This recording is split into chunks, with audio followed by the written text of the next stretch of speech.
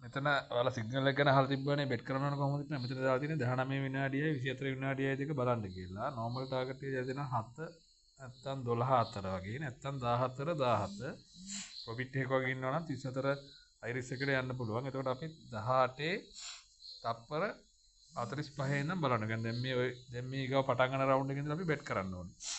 මේ රවුන්ඩ් එකේ ඉඳන් බෙට් කරන එක.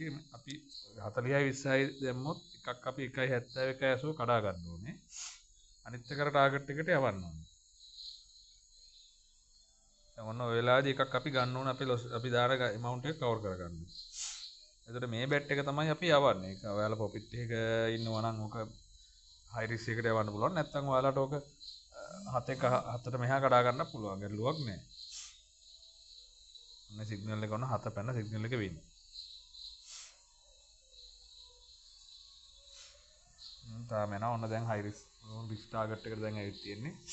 රිස්ක් ටාගට් එක මම දීලා තියෙනවා 14යි 17 එකක් ගියා ඊගාට 34යි 47.